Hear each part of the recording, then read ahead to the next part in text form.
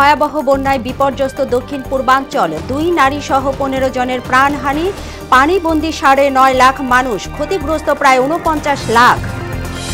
খোলা আকাশের নিচে বানভাসীরা, ত্রাণের জন্য হাহাকার, বন্যা দুর্গতদের পাশে দাঁড়াচ্ছে সর্বস্তরের মানুষ, বিত্তবানদের এগিয়ে আসার আহ্বান। পতিত নতজানু পররাষ্ট্রনীতির কারণেই পানির ন্যায্য হিস্সা পায়নি বাংলাদেশ, ভারতের সাথে যৌক্তিক সম্পর্কের তাগিদ বিএনপির। এবং মেধা ভিত্তিক দেশ গড়তে যোগ্যতার মূল্যায়ন জরুরি, মেধা পাচার রোধের পাশাপাশি গবেষণায় বরাদ্দ বাড়ানোর পরামর্শ শিক্ষাবিদদের।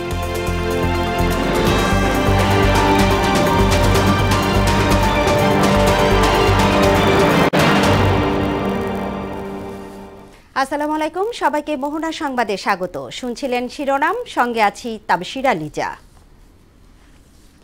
এবার বিস্তারিত। স্মরণকালের ভয়াবহ বন্যার কবলে দেশের দক্ষিণ পূর্বাঞ্চল। বন্যায় এরই মধ্যে কেড়ে নিয়েছে 2 নারী সহ 15 জনের প্রাণহানি। পানিবন্দী মানুষের সংখ্যা 9.5 লাখ, আর ক্ষতিগ্রস্ত হয়েছেন প্রায় 49 লাখ মানুষ। দুর্গত এলাকায় চলছে ত্রাণের জন্য হাহাকার। এক কথায় দেশের 11 জেলায় চরম মানবিক বিপর্যয় চলছে। বানভাসীদের অসহায়ত্ব, হতাশা আর দুর্ভোগ দেখলে যে কারোর চোখে পানি চলে আসবে।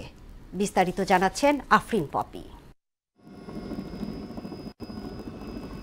বন্যা সবচেয়ে ভয়ঙ্কর রূপ ধারণ করেছে ফেনীতে। ভারত থেকে আসা ঢল আর ভারী বর্ষণে বাঁধ ভেঙে লোকালয়ে পানি ঢুকে পড়ায় চরম দুর্ভোগে পড়েছেন সেখানকার বাসিন্দারা। বিশেষ করে পরশুরাম, ফুলগাজী এবং ছাগলনাইয়া উপজেলার অবস্থা সবচেয়ে খারাপ। ওইসব এলাকায় অনেক বাড়িঘর এখন পানির নিচে। টানা 5 দিনের ভারী বর্ষণে লক্ষ্মীপুর জেলা সদর সহ রায়পুর, রামগঞ্জ, রামগতি ও কমলনগর উপজেলা বলতে গেলে পানির নিচে। পানিবন্দী অবস্থায় কয়েক লাখ মানুষ। রাস্তাঘাট, ফসলি জমি, ব্যবসা প্রতিষ্ঠান, বাড়িঘর সব তলিয়ে গেছে। বিশুদ্ধ খাবার পানি ও খাদ্য সংকটে মানবেতর দিন কাটাচ্ছেন বানভাসীরা। বন্যার পানিতে আমরা আজকে বিগত 5 দিন খুবই কষ্টে আছি।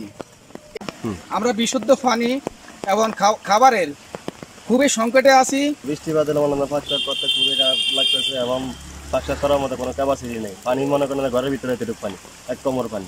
আমরা খাইতে লইতে পারি না, এই বন্যাতে সব ভাইসে গেছে। ভারতের উজান থেকে নেমে আসা ঢলে কুমিল্লার গোমতী নদীর পানি বিপদসীমার 140 সেন্টিমিটার উপর দিয়ে প্রবাহিত হচ্ছে। ভেঙে গেছে নদীর বুড়িচং উপজেলার 16 নল ইউনিয়নের বুড়বুড়িয়া এলাকার বাঁধ। এতে বুড়িচং উপজেলার 5টি ইউনিয়ন তলিয়ে গেছে। পানিবন্দী হয়ে পড়েছেন লাখ লাখ মানুষ। পাহাড়ি ঢল আর টানা বৃষ্টিতে প্লাবিত হয়েছে চট্টগ্রামের ফটিকছড়ি, রাউজান, বোয়াখালী ও হাটহাজারীর নিচু এলাকা। দেখে চেনার উপায় নেই কোনটা রাস্তাঘাট, কোনটা বাড়িঘর কিংবা ফসলি জমি। অসহায় দিন কাটছে এসব এলাকার বাসিন্দাদের। পরিস্থিতি খুবই ভয়াবহ, এদিকের অবস্থা খুবই খারাপ, কোনো বোট নাই আমাদের এখানে। দোতলা বাড়িতে পানি উঠে গেছে। এখানে বেশি সমস্যা হচ্ছে যে বিশুদ্ধ পানি আর শুদ্ধ খাবার। প্রত্যেকটি ফ্যামিলি এমন একটা অবস্থা, কারো থাকার জায়গা নাই, কারো খাওয়ার জায়গা নাই। এখন যারা আছে আমাদের সভাপতি স্কুলের মধ্যে বিভিন্ন জায়গায় আশ্রয় হয়েছে। এছাড়া আমাদের বাজারে সকল ব্যবসা করতে আমার দোকানে সব চাউলগুলা 5 থেকে 600 বছর চাউল নষ্ট হয়ে গেছে। মানুষ অনেক সংকটের ভিতরে আছে। আমাদের এখন রেস্কিউ টিমের প্রয়োজন। খাগড়াছড়িতে বন্যা পরিস্থিতির কিছুটা উন্নতি হলেও দীঘিনালার মেরুং ইউনিয়নের বেশিরভাগ মানুষ এখনো পানিবন্দী। কবাখালী ও বোয়ালখালী ইউনিয়ন থেকে পানি সরেনি। খাগড়াছড়ির সাথে বাঘাইছড়ি ও লংদূর সড়ক যোগাযোগ বন্ধ রয়েছে। ব্রাহ্মণবাড়িয়ার আখাউড়ায় কমতে শুরু করেছে পাহাড়ি ঢলের তীব্রতা। এখন পর্যন্ত আখাউড়া ও কসবায় 60টির বেশি গ্রাম প্লাবিত হয়েছে। পানিবন্দী অন্তত 2000 পরিবার। পানি আসার পরে হঠাৎ করে মনে হলো ঢেলা বাইঙ্গা হয়ে গেছে, নেওয়ার পরে মনে হলো কিছুদিন তারা লইব এমন কোনো সময় পাইছে না। অনেক ক্ষয়ক্ষতি হয়েছে আমাদের ফসলের জমি, আমাদের গবাদি পশু, আমাদের মাছ সবকিছু তলিয়ে গেছে। এদিকে বন্যা কবলিত এলাকায় সেনাবাহিনী, নৌবাহিনী, কোস্টগার্ড, বিজিবি, ফায়ার সার্ভিস ও পুলিশের সদস্য এবং বৈষম্য বিরোধী ছাত্র আন্দোলনের শিক্ষার্থীরা উদ্ধার কাজ চালাচ্ছেন। আফরিন পপি, মোহনা সংবাদ। টানা বৃষ্টি ও ভারত থেকে আসা উজানের ঢলে বন্যার সবচেয়ে ভয়ঙ্কর রূপ ধারণ করেছে ফেনীতে। কয়েকশো গ্রাম এখনো পানির নিচে। খোলা আকাশের নিচে মানবেতর দিন কাটাচ্ছেন অসহায় মানুষ। আশ্রয় কেন্দ্রে ঠাঁই মিললেও জীবনের অনিশ্চয়তায় দিশেহারা তারা। সরকারি, বেসরকারি ও ব্যক্তিগত উদ্যোগে অনেকে বন্যার্তদের পাশে দাঁড়ালেও তা পর্যাপ্ত নয়। আরও জানাচ্ছেন হুমায়ুন কবির। টানা বর্ষণে ভারত থেকে নেমে আসা উজানের ঢলে প্লাবিত হয়েছে 11টি জেলা। তার মধ্যে সবচেয়ে খারাপ পরিস্থিতি ফেনী জেলার। পরশুরাম, ফুলগাজী, ছাগলাইয়া, দাগনভূঞা ও ফেনী সদরেও অনেক জায়গা পানিতে তলিয়ে আছে। বাড়িঘরে পানি উঠায় বুক সমান পানি ডিঙ্গিয়ে অনেকে একটু আশ্রয় খুঁজতে অবস্থান নিয়েছেন সড়কে। বাড়িতে পানি বিল্ডিং এর ছাদের আছে না, ছাদের রোডের উপরে আসছি, বাসি কি আর কাপড় ফালতাতে খাবছি, অসহ্য লাগছে। পরশু দিন থেকে এই জায়গাতে আসি, মানে বাইরে ডুবি গেছে, ফুলে ডুবি গেছে, থাকতে ব্যবস্থা নেই। আমরা এখন আশ্রয় প্রকল্প দিই না, আশ্রয় নিতে পারি, ওখানে চলে যাবো। এখনো অনেকে কোনো ধরনের সহযোগিতা পাননি বলে অভিযোগ করেন ভানবাসীরা। এখনো কোনো ত্রাণ পৌঁছায় নেই। নিজস্ব তহবিল থেকে সবাই যা সম্ভব কেনাকাটা করি চলতেছে। তা আগামী 2-1 দিনে তো আশা করি শেষ হয়ে যাবো। জায়গায় চলো, এই বাড়িতে থাকতে পারি না, এই কারণে বাড়াইছি জীবন বাঁচানোর জন্য। সকালে নৌকা করে কিছু পানি নিয়ে আসছে, মোটবাই মাদ্রাসা গেছে, এই পর্যন্ত জানি আমরা, কিন্তু আমরা পাই নাই এখনো কিছু। শহরে আশ্রয় কেন্দ্র কোনো মানে যাই ডুকমু আর কিরমু, সকালে যেটা এক কদুর পানি পর্যন্ত হয় না, শুধু কদুর পান ছাড়া আর কিছু হেরে হয় না। তারপরও অনেকে সহযোগিতার হাত বাড়িয়ে দিতে দূর দূরান্ত থেকে ছুটে আসছেন ফেনীতে। সরকারি, বেসরকারি ও ব্যক্তিগত উদ্যোগে আরও সহযোগিতার হাত বাড়িয়ে দিতে সবার প্রতি অনুরোধ জানিয়েছেন ভানবাসীরা। হুমায়ুন কবির, মোহনা সংবাদ। দেশের 11 জেলায় ছড়িয়ে পড়েছে বন্যা। বানভাসীদের আশ্রয় দিতে মোট 3176টি আশ্রয় কেন্দ্র খোলা হয়েছে। উদ্ধার কাজ চালাচ্ছে সেনাবাহিনী, নৌবাহিনী, বিজিবি সহ অন্যরা। শুক্রবার দুপুরে সচিবালয়ে বন্যা পরিস্থিতি নিয়ে সংবাদ সম্মেলনে এসব তথ্য জানান দুর্যোগ ব্যবস্থাপনা ও ত্রাণ মন্ত্রণালয়ের সচিব মোহাম্মদ কামরুল হাসান।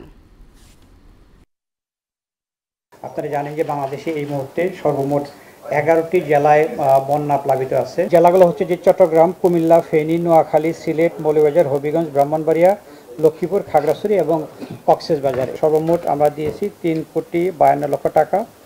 আর চাল দেওয়া হয়েছে 20,150 মেট্রিক টন এবং শুকনা খাবারের প্যাকেট দেওয়া হয়েছে 15,000। বন্যা আক্রান্ত জেলাগুলোতে এই মুহূর্তে উদ্ধার কাজে নিয়োজিত রয়েছে স্থানীয় প্রশাসনের সাথে সেনাবাহিনী, নৌবাহিনী, বিমান বাহিনীও হেলিকপ্টার নিয়ে তারা কাজ করছে।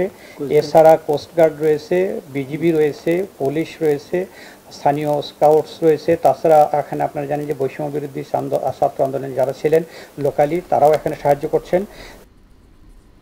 বন্যা পরিস্থিতি নিয়ে আবহাওয়া অফিসে নেই কোনো সুখবর। আগামী 3 দিনেও পরিস্থিতির উন্নতির সম্ভাবনা দেখছেন না দপ্তরটি।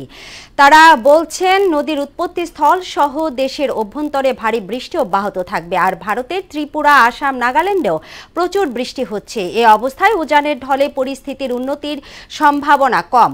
বন্যার জন্য দেশের নদীর নাব্য কমে যাওয়াও অন্যতম কারণ বলে মনে করছেন তারা। এখন আমাদের যে পরিস্থিতি আছে, এটা আগামী আরও 72 ঘন্টা প্রায় একই রকম অবস্থা বিরাজ করার সম্ভাবনা রয়েছে। আজকে কোথাও হয়তো বা কিছুটা বৃষ্টিপাতের পরিমাণ কিছুটা কমে গেলেও কিন্তু আগামী 24 এবং 25 তারিখে সারা দেশেই, বিশেষ করে দক্ষিণ পূর্বাঞ্চল এবং উত্তর পূর্বাঞ্চল, এই সকল জেলাগুলোতে কিন্তু বৃষ্টিপাত অব্যাহত থাকবে এবং সেটা ভারী থেকে কোথাও কোথাও অতি ভারী বৃষ্টিপাত থাকবে। মেঘালয়, নাগাল্যান্ড, ত্রিপুরা, আসাম, এই সকল জায়গাগুলোতে কিন্তু এখনও বৃষ্টিপাত ভারী থেকে অতি ভারী বৃষ্টিপাত হচ্ছে। সেই সাথে আমাদের এখানেও রয়েছে। বন্যার্তদের পাশে দাঁড়াতে দেশের বিভিন্ন শ্রেণী পেশার মানুষ অভূতপূর্ব সাড়া দিয়েছে। ঢাকা বিশ্ববিদ্যালয় টিএসসিতে গণত্রাণ সংগ্রহ কার্যক্রম পরিচালনা করছে বৈষম্য বিরোধী ছাত্র আন্দোলন। রাজধানীর বিভিন্ন এলাকা থেকে সব শ্রেণী পেশার মানুষ বন্যা দুর্গত মানুষের জন্য ত্রাণ জমা দিচ্ছেন। সামর্থ্যবান সবাইকে অসহায় মানুষের পাশে দাঁড়ানোর আহ্বান জানিয়েছেন শিক্ষার্থীরা। এমআর আসাদ জানাচ্ছেন বিস্তারিত। প্রতিদিনই অবনতি হচ্ছে দেশের বন্যা পরিস্থিতির। বন্যার পানিতে ঘরবাড়ি হারিয়ে মানবেতর জীবনযাপন করছেন কুমিল্লা, নোয়াখালী, ফেনী, চট্টগ্রাম সহ দক্ষিণ পূর্বাঞ্চলের মানুষ। দেশের এমন দুর্দিনে এসব মানুষের পাশে দাঁড়াতে গণত্রাণ সংগ্রহ কার্যক্রম শুরু করেছে বৈষম্য বিরোধী ছাত্র আন্দোলন। ঢাকা বিশ্ববিদ্যালয়ে টিএসসি ছাড়াও এ কার্যক্রম চলছে সারা দেশে। সাহায্যের হাত বাড়িয়ে দিতে টিএসসিতে আসছেন সব শ্রেণীর মানুষ। সাহায্য হিসেবে নিয়ে আসছেন শুকনো খাবার, পরনের কাপড়, চিকিৎসা সহায়ক সরঞ্জাম, খাবার পানি। আমাদের পণ্যের মধ্যে ছিল চিড়া, মুড়ি, মোমবাতি, তারপরে খাবার স্যালাইন, বিস্কিট, খাবার পানি। অনেক মানুষ এই ডায়রিয়া অসুস্থতাজনিত ভুগতে পারে, সেক্ষেত্রে দুর্বল হয়ে যেতে পারে, পাতলা পায়খানা হইতে পারে, ডায়রিয়া হইতে পারে।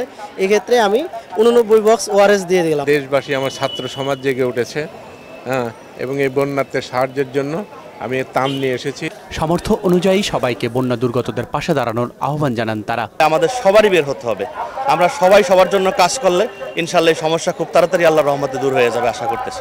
দুষ্কর পরিস্থিতির ভিতরে যাতে তারা আমাদের বন্যার্থ মানুষদের পাশে এসে দাঁড়ায় এবং তাদের সাহায্য সহযোগিতার হাত বাড়িয়ে দেয়। বৃহস্পতিবার থেকে শুরু হওয়া এ কার্যক্রম প্রতিদিন সকাল 10টা থেকে রাত 8টা পর্যন্ত চলবে। MR আসাদ, মোহনা সংবাদ, ঢাকা। আন্তর্জাতিক আইন অনুসারে উজানের দেশ হিসেবে পানি ছাড়ার আগে ভাটির দেশ বাংলাদেশকে জানানোর কথা থাকলেও ভারত সেটা করেনি বলে মন্তব্য করেছেন পরিবেশ, বন ও জলবায়ু পরিবর্তন ও পানি সম্পদ মন্ত্রণালয়ের উপদেষ্টা সৈয়দা রিজওয়ানা হাসান। শুক্রবার হবিগঞ্জ সদর উপজেলার খোয়াই নদীর বাঁধ পরিদর্শনের সময় তিনি একথা বলেন। এর আগে হবিগঞ্জ সার্কিট হাউসে কর্মকর্তা এবং শিক্ষার্থীদের সাথে মতবিনিময়কালে তিনি আরও বলেন, ছাত্র জনতার আন্দোলনের মাধ্যমে যে বিজয় অর্জন করা হয়েছে সেটা কোনোভাবেই যেন নষ্ট না হয়, সেদিকে সবাইকেই খেয়াল রাখতে হবে। ভারতের সাথে আমাদের তো কিছু নদী নিয়ে চুক্তি আছে, সে প্রেক্ষিতে আমার উত্তর হবে যে হ্যাঁ, উজানের দেশের উপরে যারা উজানের দেশ তাদের ভাটির দেশকে জানানোর কথা, যখন এরকম অস্বাভাবিক বৃষ্টিপাত হয় বা পানি ছেড়ে দেওয়ার দরকার হয় আগে একটু জানিয়ে দিতে হয়, তাহলে একটু প্রস্তুতিটা রাখা যায়, অন্তত মানুষজনগুলোকে সরিয়ে নেওয়া। পতিত স্বৈরাচারের নতজানু পররাষ্ট্রনীতির কারণে বাংলাদেশ পানির ন্যায্য হিস্যা পায়নি বলে অভিযোগ করেছে বিএনপি। কোনো একক দলকে বিবেচনায় না নিয়ে ভারত বাংলাদেশের সম্পর্ক স্থাপন করা উচিত বলেও মনে করে দলটি। সমতার ন্যায্যতার ভিত্তিতে দক্ষিণ এশিয়ার অর্থনীতি পরিচালিত হবে, এমন প্রত্যাশা দলটির সিনিয়র নেতাদের। শুক্রবার রাজধানীতে আলাদা অনুষ্ঠানে তারা এসব কথা বলেন। রেজা খানের রিপোর্ট। বিএনপির পক্ষ থেকে কুমিল্লা সদর উপজেলার গোমতীর বানভাসী মানুষের মধ্যে ত্রাণ বিতরণের উদ্দেশ্যে গুলশানের বাসভবন থেকে যাত্রা করেন দলটির স্থায়ী কমিটির সদস্য সালাউদ্দিন আহমেদ। এর আগে গণমাধ্যমের সঙ্গে মতবিনিময় করেন তিনি। এ সময় পতিত ফ্যাসিবাদী সরকারের নতজানু পররাষ্ট্রনীতির কারণে পানির ন্যায্য হিস্যা আদায় করা সম্ভব হয়নি বলে অভিযোগ করেন বিএনপির এই নেতা। ফ্যাসিবাদী আওয়ামী সরকারের সময় কোন রকম দর কষাকষির সুযোগ না রেখে দুই একটা চুক্তি করেছে এবং নদীর পানির ন্যায্য হিস্যা পাওয়ার ব্যাপারে তাদের অবস্থান পরিষ্কার ছিল না এবং তারা যেহেতু ম্যান্ডেটবিহীন সরকার ছিল এবং বাংলাদেশের জনগণের পক্ষে আন্তর্জাতিকভাবে কোনো দেশের সাথে দাবি আদায়ে তাদের কোনো শক্ত অবস্থান, শিরদাঁড়া শক্ত ছিল না। এদিকে গুলশানে বিএনপির চেয়ারপারসনের কার্যালয়ে পাকিস্তানের হাই কমিশনার সৈয়দ আহমেদ মারুফের সঙ্গে বৈঠক করেন দলের মহাসচিব মির্জা ফখরুল ইসলাম আলমগীর সহ অন্যরা। পরে এ নিয়ে ব্রিফিংয়ে বিএনপির স্থায়ী কমিটির সদস্য আমির খসরু মাহমুদ চৌধুরী বলেন, কাউকে বিশেষ সুবিধা না দিয়ে লেভেল প্লেইং ফিল্ড তৈরি করে পাকিস্তান সহ দক্ষিণ এশিয়ার আঞ্চলিক অগ্রগতি চায় বিএনপি। অর্থনৈতিক প্রক্রিয়া যেটা বিগত দিনে অনুপস্থিত ছিল, আমরা মনে করি সেটা আমরা সবার জন্য সমান অধিকার রেখে, লেভেল প্লেইং ফিল্ড রেখে এই বাইল্যাটারালি দ্বিপাক্ষিক এবং আঞ্চলিক সহযোগিতা আমরা সামনের দিকে এগিয়ে নিয়ে যাব। শুধু নিজেদের নয়, পুরো দক্ষিণ এশিয়াকে এগিয়ে নিতে দুই দেশ ঐক্যমত্যে পৌঁছেছে বলেও জানান আমির খসরু। একে অপরের সাথে যে সম্পর্ক সেটা আমরা এগিয়ে নিয়ে যাওয়ার জন্য আলোচনা হয়েছে। রেজা খান, মোহনা সংবাদ, ঢাকা। গেল 2 মাসই নয় 15 বছরে ফ্যাসিস্ট সরকারের হাতে অসংখ্য মানুষ শহীদ হয়েছেন বলে দাবি করেছেন বিএনপির মহাসচিব মির্জা ফখরুল ইসলাম আলমগীর। শুক্রবার বিকেলে রাজধানীর মহাখালীতে দি ঢাকা ফোরাম আয়োজিত সাবেক রাষ্ট্রদূত সিরাজুল ইসলামের স্মরণ সভায় তিনি এমন দাবি করেন। এ সময় কূটনীতিক সিরাজুল ইসলামের কর্মজীবন নিয়ে স্মৃতিচারণ করেন অন্তর্বর্তী সরকারের অর্থ ও বাণিজ্য উপদেষ্টা সালেহ উদ্দিন আহমেদ, শিক্ষাবিদ অধ্যাপক মাহবুবুল্লাহ এবং অধ্যাপক দিলারা চৌধুরী। প্রয়াত সাবেক রাষ্ট্রদূতকে স্মরণ করেন শিক্ষাবিদ, রাজনীতি, কূটনীতিক সহ তাঁর শুভাকাঙ্ক্ষীরা। এই সংগ্রামে শুধু এই 2 মাসের জন্য শহীদ হয়েছে তা নয়, 15 বছর ধরে অসংখ্য মানুষ শহীদ হয়েছে। এই ভয়াবহ ফ্যাসিস্টের হাত থেকে দেশকে রক্ষা করবার জন্য প্রাণ দিয়েছে রাজপথে, সবুজ লড়াই করেছে তার লেখনীর মধ্যে দিয়ে, কথার মধ্যে দিয়ে, সব সময় লিখেছে, কথা বলেছে। মেধার ভিত্তিতে দেশ গড়তে বিশ্ববিদ্যালয়ে গবেষণা বরাদ্দ বাড়ানোর পরামর্শ দিয়েছেন শিক্ষাবিদরা। একাডেমিক শিক্ষার সঙ্গে বাস্তব অভিজ্ঞতার সমন্বয় সাধনের দিকেও মনোযোগী হতে হবে। যোগ্যদের মূল্যায়নের মাধ্যমে মেধা পাচার প্রতিরোধের পাশাপাশি শিক্ষক নিয়োগেও যোগ্যতার বিচার জরুরি বলে মনে করেন শিক্ষাবিদরা। এমআর আসাদের বিশেষ প্রতিবেদন। বিশ্ববিদ্যালয়ে শিক্ষার মান নিয়ে বরাবরই প্রশ্ন উঠেছে। শিক্ষক নিয়োগ থেকে শুরু করে আবাসিক ব্যবস্থাপনায় দুর্নীতি ও অপরাজনীতি অন্তহীন। মেধাবীরা প্রাপ্য সুযোগের অভাবে ছেড়েছেন দেশ। এই সুযোগ কাজে লাগিয়ে প্রতি বছর লক্ষ কোটি টাকা পাচার হয়েছে দেশের বাইরে। শিক্ষাবিদরা পরামর্শ দিলেন, গবেষণা খাতের বরাদ্দ রাখতে হবে আন্তর্জাতিক মানের। গবেষণার ফল কাজে লাগানোর বিষয়ে স্বচ্ছতা ও জবাবদিহি নিশ্চিত করতে হবে। শিক্ষা বাজেটটা যেটা ইউনেস্কো সিগনেচারি হিসাবে আমরা যাতে জিডিপির 4 to 6% দিতে পারি, অথবা বাজেটের 20% দিতে পারি, এবং তার যে বাস্তবায়ন, তার যে ইমপ্লিমেন্টেশন, সেটা যাতে গুণগত ইমপ্লিমেন্টেশন হয়। প্রাইভেট সেক্টর শুধু মুনাফার দিকে তাকালে হবে না, মুনাফার কিছু অংশ আপনি রিসার্চ এবং ডেভেলপমেন্টে কিন্তু ব্যয় করতে হবে। সেই মন মানসিকতা থেকে আমি বলবো প্রাইভেট বিনিয়োগের জায়গাটাও কিন্তু উদারভাবে তাদের বিশ্ববিদ্যালয়ে আসতে হবে। শিক্ষক নিয়োগে প্রাধান্য দিতে হবে যোগ্যতাকে। শিক্ষার্থীদের বাস্তব অভিজ্ঞতার সঙ্গে সমন্বয় করতে হবে একাডেমিক শিক্ষা। শিক্ষক নিয়োগ প্রক্রিয়াটার যোগ্যতার মাপকাঠি এবং আসলে যে বিশ্ববিদ্যালয় থেকে পেয়েছে সেই বিশ্ববিদ্যালয়ের প্রায়োরিটি যেভাবে দেওয়া হচ্ছে সেটা থেকে বের হওয়ার উত্তরণের উপায়। এমন একটা শিক্ষা ব্যবস্থা আমরা দেখতে চাই যেটি প্রোডাক্টিভ গ্র্যাজুয়েট তৈরি করতে সহায়ক হবে। শুধুমাত্র গ্র্যাজুয়েট না, প্রোডাক্টিভ গ্র্যাজুয়েট, এবং তারা যাতে তাদের কর্মক্ষেত্রের সাথে শিক্ষাঙ্গনের একটা যোগসূত্র থাকবে, অর্থাৎ কর্মসংস্থান তৈরিতে সহায়ক ভূমিকা পালন করবে, এরকম শিক্ষা ব্যবস্থা আসলে আমরা চাই। মেধা পাচার রোধে কার্যকর পদক্ষেপের তাগিদ দিয়ে যোগ্যদের জন্য কর্মসংস্থানে সুযোগও রাখতে হবে। কিছুদিন আগেও পরিসংখ্যানে দেখেছেন যে ইন্ডিয়ান কত লক্ষ লোক বাংলাদেশে কাজ করে। বিষয়টা হচ্ছে আমরা কি এই ধরনের মানব সম্পদ তৈরি করতে পারি না? রাষ্ট্রযন্ত্রের দুর্বলতার কারণেই মেধা পাচার হচ্ছে। তার জন্য সঠিক মেকানিজম ডিভাইস করা, উদ্ভাবন করা এবং তাদেরকে এমপ্লয় করার মাধ্যমে এই সংকটটা কাটতে পারে। বিভিন্ন বিশ্ববিদ্যালয়ে আমাদের অনেক বাংলাদেশি কিন্তু তারা কিন্তু শিক্ষকতা করছেন, তারা কিন্তু গবেষণা করছেন। তাদেরকে কিভাবে সম্পৃক্ত করা যায়? মেধার ভিত্তিতে আগামীর বাংলাদেশ গড়তে মেধাবী তৈরিতেও গুরুত্ব দিতে হবে বলে মনে করেন শিক্ষাবিদরা। এমআর আসাদ, মোহনা সংবাদ। বৈষম্য বিরোধী ছাত্র আন্দোলনে নরসিংদীতে নিহত 19 জনের পরিবারের সাথে মতবিনিময় সভা করেছেন বাংলাদেশ জামায়াতে ইসলামের আমির ডাক্তার শফিকুল ইসলাম। নরসিংদীর ব্রাহ্মণদীতে অনুষ্ঠিত এই মতবিনিময় সভায় নিহত প্রত্যেক পরিবারকে 2 লাখ টাকা করে আর্থিক অনুদানের চেক তুলে দেন জামায়াতের আমির শফিকুল ইসলাম। এ সময় নরসিংদী জেলা জামায়াতের আমির মাওলানা মুসলেউদ্দিন, নারায়ণগঞ্জ মহানগর আমির মাওলানা আব্দুল জব্বার সহ অন্য নেতারা উপস্থিত ছিলেন। কুমিল্লার 14 গ্রামের বন্যার্তদের মাঝে ত্রাণ সামগ্রী বিতরণ করেছেন সাবেক এমপি ও জামায়াতে ইসলামের নায়েবে আমির ডাক্তার সৈয়দ আব্দুল্লাহ মোহাম্মদ তাহের। শুক্রবার দুপুরে গুণবতী ইউনিয়নের পরি কোর্টে বন্যার্তদের মাঝে ত্রাণ সামগ্রী বিতরণ করেন তিনি। এ সময় জামায়াতের নায়েবে আমির আব্দুল্লাহ মোহাম্মদ তাহের জানান, বন্যার্তদের মাঝে ত্রাণ সামগ্রী বিতরণ করা সহ ক্ষতিগ্রস্তদের সহায়তা দেওয়া হচ্ছে। এ সময় অন্তর্বর্তী সরকারকে বন্যায় ক্ষতিগ্রস্তদের পুনর্বাসনে এগিয়ে আসার আহ্বান জানান তিনি। এ সময় জামায়াতের সহকারী সেক্রেটারি জেনারেল আব্দুল হামিদ, জামাত নেতা মিসকাত শাহাবুদ্দিন সহ অন্য নেতারা উপস্থিত ছিলেন। কিছুতেই নিয়ন্ত্রণে আসছে না চালের বাজার। সুখবর নেই আলু পেঁয়াজের দামেও। সরবরাহ বাড়তে থাকায় কমছে ইলিশ মাছের দাম, তবে এখনও তা নাগালের মধ্যে নেই বলে জানিয়েছেন ক্রেতারা। এদিকে স্বস্তি ফিরতে শুরু করেছে সবজির বাজারে। বৃষ্টি বন্যার প্রভাব এখনও পড়েনি বলে জানালেন বিক্রেতারা। উষা ফেরদৌসের প্রতিবেদন। দেশে আলুর সর্বোচ্চ বার্ষিক চাহিদা ৮০ লাখ টন।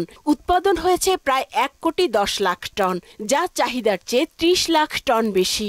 আর এসব আলু উৎপাদনে কেজি প্রতি কৃষকের খরচ হয়েছে ১০ টাকা ৫১ পয়সা। আমাদের আলু খুব বাম্পার ফলন হয়েছে। আমরা আলুতে খুব খুশি, আলু হয়ে আমাদের জমিতে আলু ফলন হয়েছে, বাজারও ভালো আছে। অথচ দীর্ঘ সময় ধরে আলুর বাজার নিয়ন্ত্রণহীন। সেই সঙ্গে লাগাম টানা যাচ্ছে না পেঁয়াজের দামেও। প্রতি কেজি বিক্রি হচ্ছে ১০০ থেকে ১২০ টাকা দরে। হিমাগারে এরা স্টক করে বাজারকে লাভ করার আশায় এগুলো করতেছে। যেখানে স্টোর ওখানে মূলত দাম কমাতে হবে, তাহলে খুচরা বাজারে ওই প্রভাবটা পড়বে। আর প্রতি কেজি মোটা চাল কিনতে হচ্ছে ৫৫ থেকে ৫৬ টাকায়, যা মাসখানেক আগেও ৫২ থেকে ৫৩ টাকা ছিল। নাজির শাইলো মিনিকেটের মতো যেসব মাঝারি মানের চিকন চাল ৬৪ থেকে ৬৫ টাকা কেজি দরে বিক্রি হতো, সেগুলো এখন বাজার ভেদে ৬৮ থেকে ৭০ টাকায় বিক্রি হচ্ছে। কৃষক তো মনে করেন আপনি বাজারে নেয় যে একটা বাজার দর মনে করেন ১১০০, ১১৫০, ১২০০ টাকা বা ১৪০০ টাকা এর উপরে পায় না। আর চাল যারা তার নিয়ন্ত্রণ করে তার ধান চাল ফালায় গিয়ে তাদের ডবল দামে ১৮০০, ২০০০ টাকা ধানের মন তারা ফালায়। এই জন্য তো বাজারে কখনো সাধারণ ভোক্তা কখনো কম দামে চাল পাবে না। যারা করে স্টক করে তাদের রেটে আমরা দাম দিই, আমরা তো কম দিতে পারি না। আমরা যদি পাবলিকের কাছে কিনতে পারতাম, কৃষকের কাছে কিনতে পারতাম, তাহলে আমরা দাম কম পাইতাম। তবে সবজির দাম নিম্নমুখী। পটল ৩০ থেকে ৪০, ঢেঁড়স ৪০ থেকে ৬০, বরবটি ৬০ থেকে ৮০, করলা ৬০, যা কিছুদিন আগেও ১০০ টাকায় বিক্রি হতো। পেঁপে ৩০, বেগুন ৬০ থেকে ৮০, আর মাঝারি আকারের প্রতিটি লাউ বিক্রি হচ্ছে ৬০ টাকায়। যে পরিমাণ চারে পানি, সেই পরিমাণ হিসাবে সবজির দাম অনেক কম। কৃষক পায় কম টাকা, আমরা কিনি বেশি টাকায়। দেখা যায় মধ্যবিত্তি যারা কেনাকাটা ২ হাত ৩ হাত হয়, এরা সিংহভাগ টাকা নিয়ে নেয়। এদিকে ইলিশ মাছের দাম কমতে থাকায় অন্যান্য মাছের দামও কমছে। ১ কেজি ওজনের ইলিশ বিক্রি হচ্ছে ১৫০০ থেকে ১৬০০ টাকায়। আবার ৭০০ থেকে ৮০০ গ্রাম ওজনের ইলিশ কেনা যাচ্ছে সর্বোচ্চ ১২০০ টাকায়। গেছে সপ্তাহে যেটা ১৫০০ ছিল, এই সপ্তাহে ১৩০০ হচ্ছে। তাও ক্রেতারা বলছে দাম বেশি। ইলিশের তুলনায় দাম স্বাভাবিক আছে, আর একটু কমলে ভালো হইতো। কোনো হেরফের নেই মুরগির দামে। প্রতি কেজি ব্রয়লার ১৬০ থেকে ১৭০ ও সোনালী বিক্রি হচ্ছে ২৪০ থেকে ২৬০ টাকা দরে। গরুর মাংস ৭৫০ টাকায় বিক্রি হচ্ছে। উষা ফেরদৌস, মোহনা সংবাদ, ঢাকা। এদিকে ইসলামাবাদে পাকিস্তান শাহিনসের বিপক্ষে ৪ দিনের দ্বিতীয় টেস্টেও ড্র হয়েছে বাংলাদেশ এ দলের। দ্বিতীয় ম্যাচের প্রথম ২ দিনই ভেসে যায় বৃষ্টিতে। এরপর তৃতীয় দিনে মাঠে নেমে দারুণ ব্যাটিং করেছেন জাকের আলী অনিক এবং সাইফ হাসানরা। ফলে বাংলাদেশ প্রথম ইনিংসে ৯ উইকেটে ৪০৪ রানের বড় পুঁজি পেয়ে যায়। বিপরীতে স্বাগতিক শাহিনসও দারুণ জবাব দিচ্ছিল, তবে তারা ৪ উইকেটে ২৮১ রান তুলতে শেষ হয়ে যায় চতুর্থ দিন। ফলে প্রথম টেস্টের মতো দ্বিতীয় টেস্টেও শেষ হলো ড্র দিয়ে। নাজমুল হাসান পাপনের পদত্যাগের পর বিসিবির নতুন সভাপতি হয়েছেন সাবেক ক্রিকেটার ফারুক আহমদ। এছাড়াও জালাল ইউনুসের পরিবর্তে বোর্ডে এসেছেন নাজমুল আবেদিন ফাহিম। তবে সরকারি হস্তক্ষেপে ফারুক এবং ফাহিমের নিয়োগ হয়েছে এমনটা শোনা যাচ্ছে। ফলে সেক্ষেত্রে আইসিসি নিষেধাজ্ঞা পেতে পারে ক্রিকেট বোর্ড। তবে শুক্রবার নিয়োগের বৈধতা নিশ্চিত করে যুব ও ক্রীড়া মন্ত্রণালয় থেকে দেয়া এক বিবৃতিতে বলা হয়, বিসিবির গঠনতন্ত্র মোতাবেক কাউন্সিলর ক্যাটাগরিতে জালাল ইউনুস গত ১৯ আগস্ট ২০২৪ তারিখে পদত্যাগ করলে শূন্য পদে নাজমুল আবেদিন ফাহিমকে জাতীয় ক্রীড়া পরিষদ মনোনয়ন দেয়। শেষ করব মোহনা সংবাদ, যাবার আগে শিরোনামগুলো আরো একবার।